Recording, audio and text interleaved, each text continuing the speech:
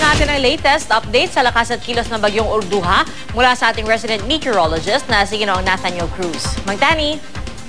Salamat, Pia. Bahagyang humina pero bumilis ang kilos ng Typhoon Orduha. Huling namata ng pag-asa ang mata ng Typhoon Orduha, 920 kilometers dyan sa may silangan, hilagang silangan ng Itbayat, Batanes.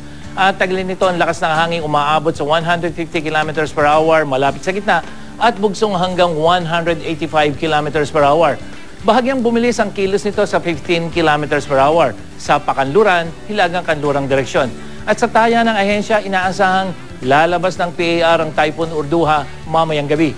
At sa track ng Weather Central, tutumbukin naman ito ang Southern Islands of Japan bago tuluyang pumunta dito sa silangang bahagi ng bansa.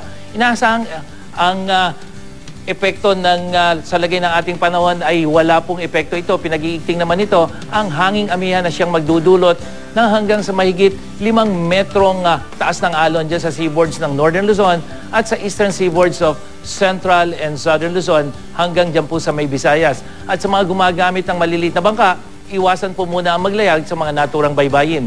May dala rin kalat-kalat at mahinang ulan ang hanging amihan, lalo na dito sa hilagang bahagi ng Luzon, base naman sa datos ng Weather Central.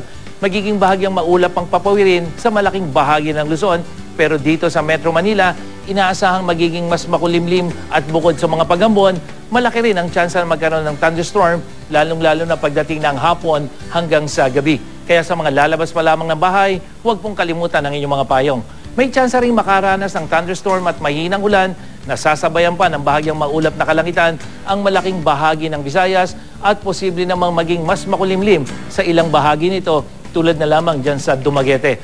Magiging maulap din sa maraming lugar sa ilang bahagi ng Zamboanga Peninsula, dyan sa Soc-Sargent at dyan sa Davao Region. Posible rin po ang thunderstorm at mahinang ulan sa malaking bahagi ng Mindanao.